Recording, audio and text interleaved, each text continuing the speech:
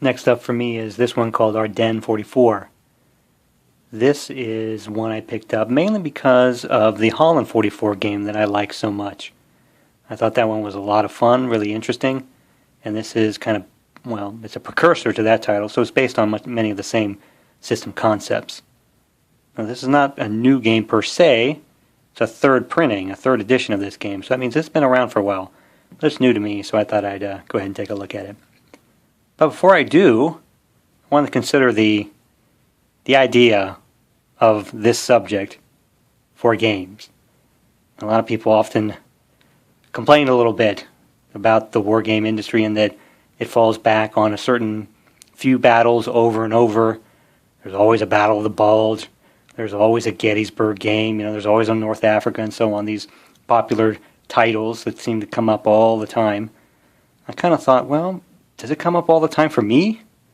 I want to look through my collection and take a peek at some of the things I have on this particular subject. These are my Bulge-themed games. 4, that's it. There really aren't even any of the big dogs. There were sort of recognized leaders published over the years. So this isn't one that really drives me to collect. I've just picked up a few over the years that I enjoyed. I'm going to start with this oldie, Battle of the Bulge from Avalon Hill Game Company. This is one of the earliest games I bought as a kid, and probably one of the ones I recall the most fondly. It's kind of a typical game of the era.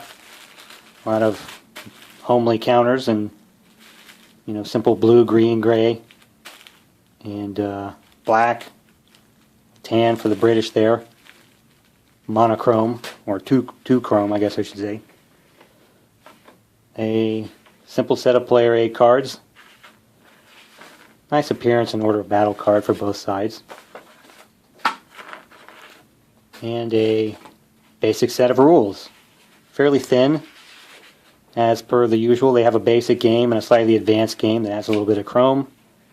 Even some scenarios. I do not recall ever playing a scenario. You just set it up and play the game. Typical CRT, odds-based. What I recall pretty clearly is the importance of the engagement result.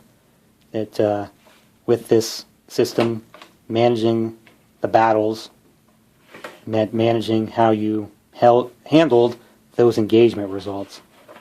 Now there's a map board comprised of 2 pieces here, east and west, hard mounted, conveniently has the Bulge printed on it in a little dash line. Clean, nothing fancy. Obviously the road network and the towns are the key points, along with the rivers. Now it's a regimental game for the most part. A few brigades thrown in there, I think. The time is 2 turns per day, so sort of an AM PM kind of thing. And it has most of the typical chrome of a Bulge game. German mechanized forces trying to move through this cluttered terrain, Allies trying to hit the choke points to keep them in check, bad weather, fuel depots that have to be captured, German commandos and airdrops. Plenty of good fun in this little game. It's funny just looking at it here. I haven't played it in decades. I'm looking at this chart and I'm thinking, God, I don't remember Blitzkrieg Attack. Blitzkrieg Attack. Boy, I want to dig in and find out what that means. What I recall so strongly was that engagement. That the Allies were constantly trying to trap the Germans into certain places with engagement results, keep the Germans from being on the move, forcing them to disengage.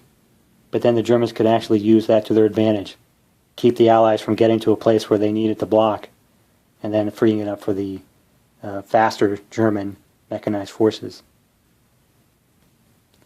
One of the things I appreciate about the internet age is that so many talented people will take their time to create new counters new artwork for old games like this. When you look at this really boring old artwork, you know, blue and black, very simple, and people will make them look really pretty. You can go and download that stuff and print them up and make your own counters. So I enjoyed this game a lot when I was a kid. I'd be really tempted to make up new counters with that new artwork and freshen up this game. Might actually breathe some life into it. But as it is, it's still pretty good. You know, kind of nostalgic as well. Brings back those old days.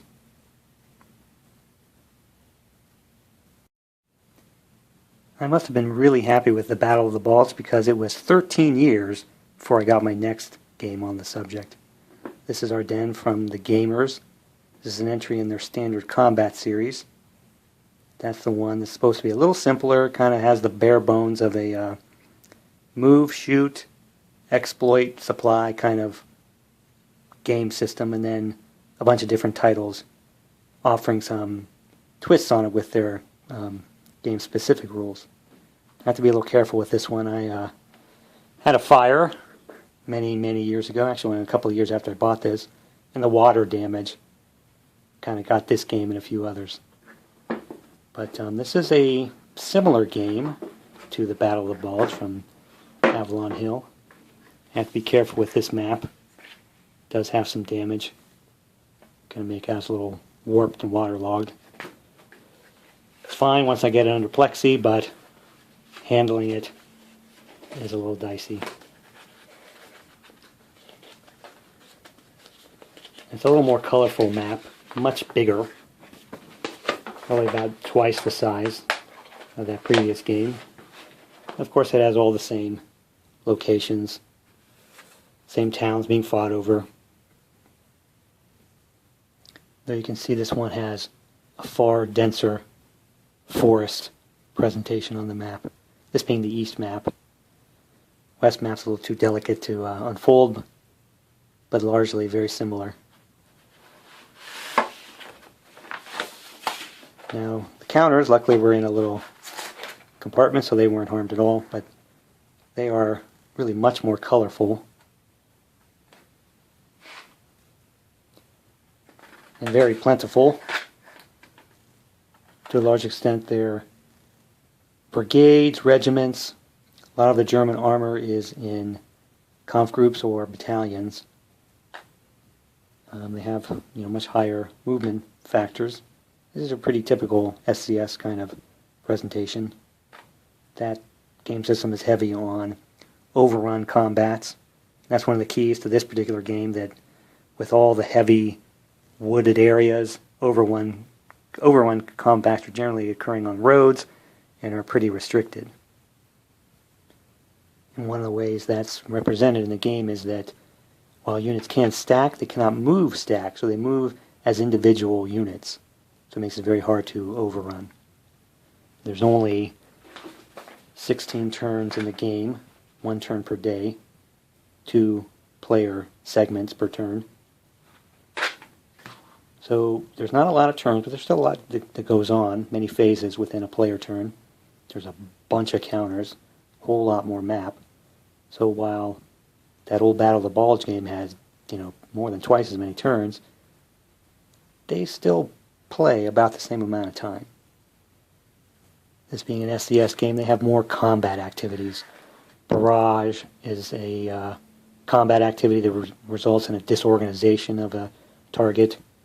There's also a very key aspect of maintaining reserves and exploiting breakthroughs when they open up during this first part of the turn. So there's a lot to manage, a lot to keep track of in this game.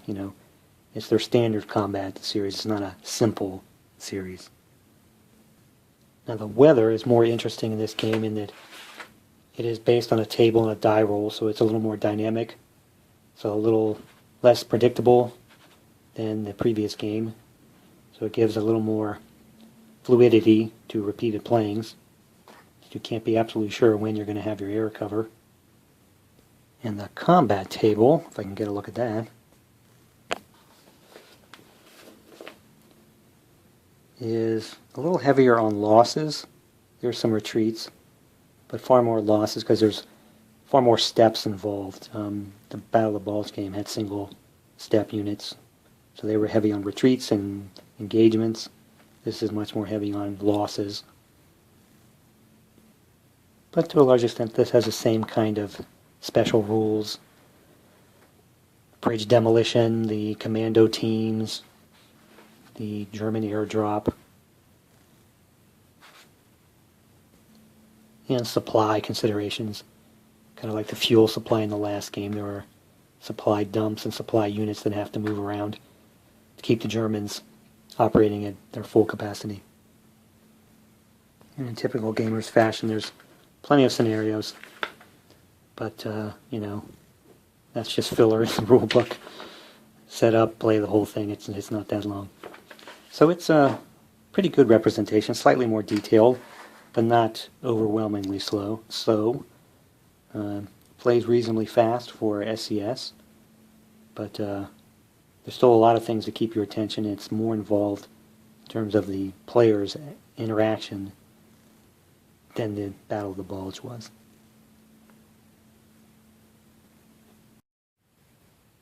It was a full 15 years before I got my next game on the subject. This little baggy game from DDH Games called Last Gamble, Battle of the Bulge. It is based on a system that they did for the Normandy landings and breakout, June 44, and its extension August 44.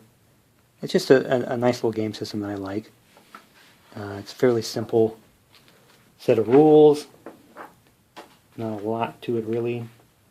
Basic move, combat. The map is actually pretty small, maybe 11 by 17. Captures all of the typical terrain for this little battle. Major rivers, minor rivers, all the towns we're used to seeing.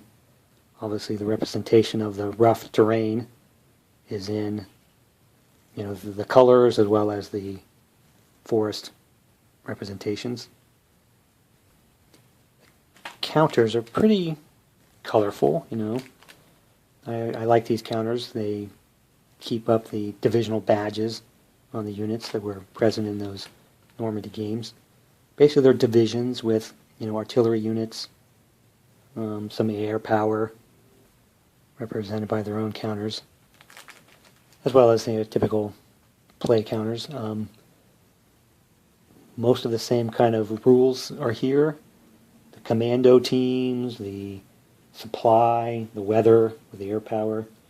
Now much of the commando team are represented in these cards. These card system is pretty key to this particular game in that you get to have cards, you know, I think 2 cards at a time. You play one against your opponent to try to keep things fresh and interesting. Now the Germans are, you know, pretty tied to their ability to have supply, and they use it up as they go. The combat system is a strength differential with a 10-sided die and then a hit chance there. But otherwise, it's a pretty simple, straightforward game. If you had had the June-August Normandy game, this would be a nice counterpoint to that, using your knowledge of that system. Obviously, it's pretty small, plays pretty quickly. 1 day per turn, so it moves right along. Yeah, there's no retreats. It's just casualties, and you decide whether or not you want to stay in contact or keep fighting and get out of the way. So it may not be a definitive Bulge game, but you know, it's a nice entry. It fills a certain area of the spectrum. You know, there's a room for simpler games like this, I think. 2009 brought me another title. Now this is Multiman Publishing, but it's the Gamer's Standard Combat series. And while this isn't strictly speaking a Bulge game, it focuses within, you know, the scope of that battle on one particular contest right around Bastogne. So it doesn't cover the whole battle, but just this one area. I thought it was kind of interesting in that, you know, that focus would be something that could yield a kind of a different kind of game. That's a typical SCS looking map here. You see the focus is right here on Bastogne, and then the roads surrounding it. And the idea is that I believe this game starts on the 18th of December, so just before the 101st arrives, there'll be some fights off to the east here. As you, the Allied player, will have to try to stem the advance of the German mechanized forces, give your 101st Airborne units time to get into place and take up defensive positions. One thing about this is that it's like an artilleryman's game. It's a really crucial to use your artillery well to break up attacks and assist defenses.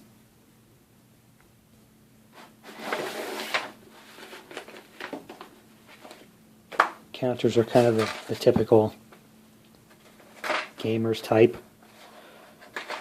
There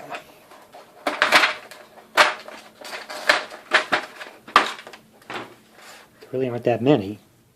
You know, there's plenty of German armored mechanized forces, and then a lot of the airborne, and also some, you know, sort of cobbled together units of armor and artillery that'll be fighting for Bastogne.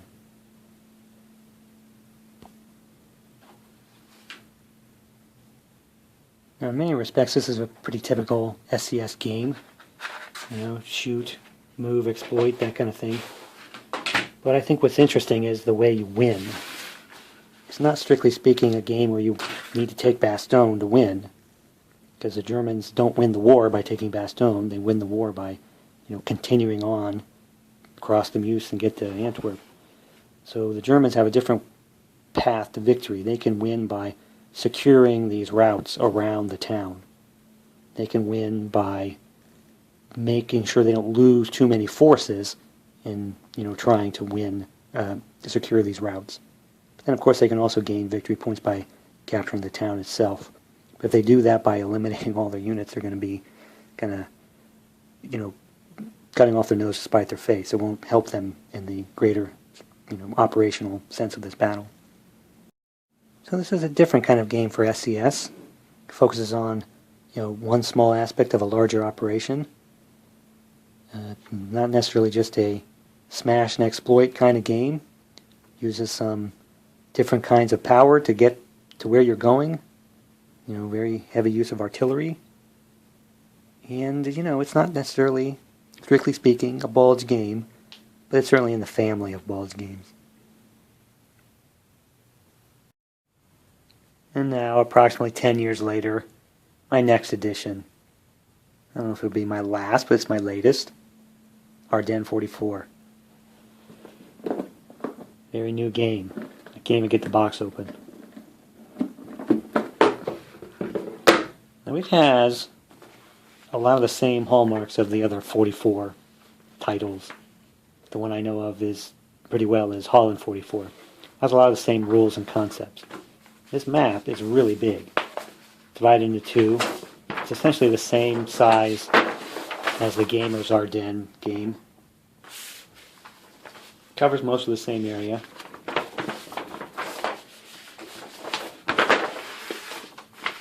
It's kind of busy, relatively speaking. There's 3 terrain types. There are 3 kinds of roads. 3 kinds of built-up areas. A lot of stuff going on. It's actually, you know, just at a glance, a little hard to read. But, you know, it's pretty detailed, colorful, looks pretty good. Again, it's about the same footprint as the Gamers Ardennes game, but larger hexes. These are not the standard half-inch, but the larger hex size for the larger counter size.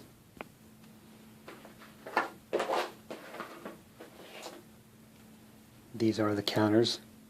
Again, colorful. Reminds me a lot of the Holland 44 colored counters.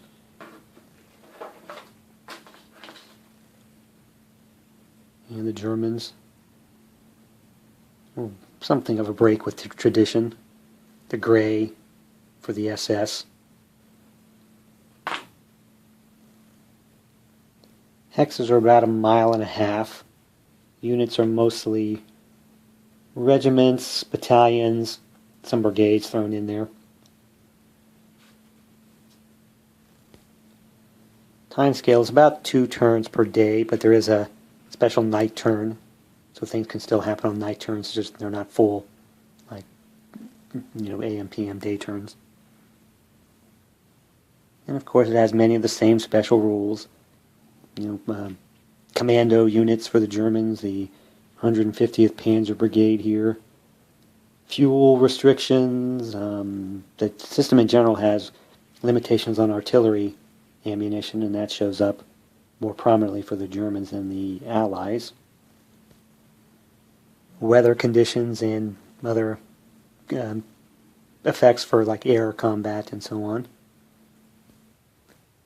Now, many of the mechanics are similar to the Holland 44 game. I think that makes sense. I kind of like that.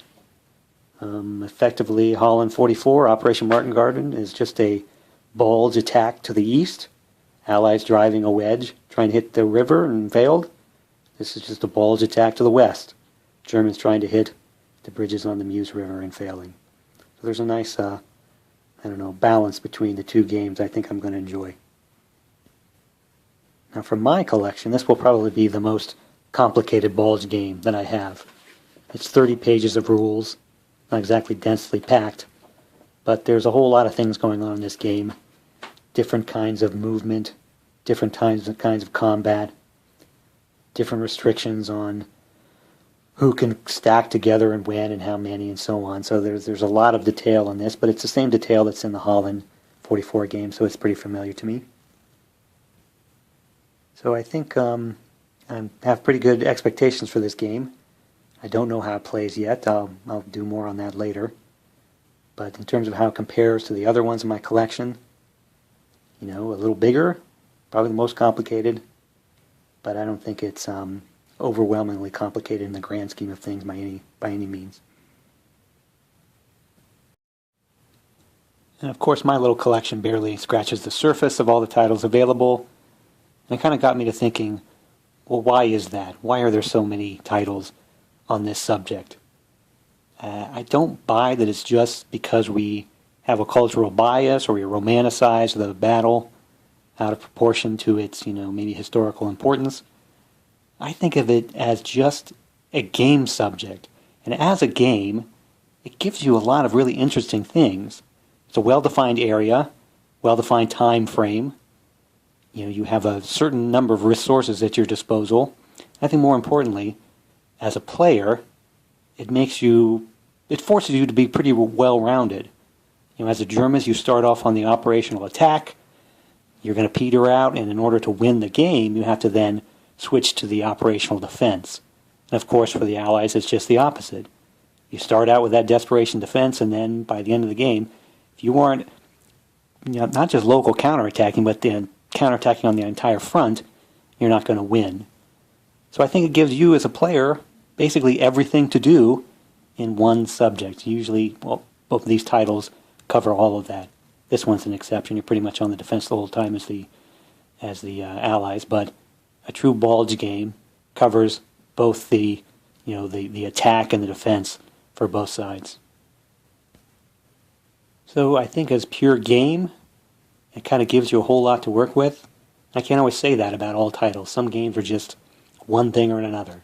You're an attack, you're in a defense, and that's what you do. And being able to switch back and forth, I think, makes this subject kind of interesting and a little unique.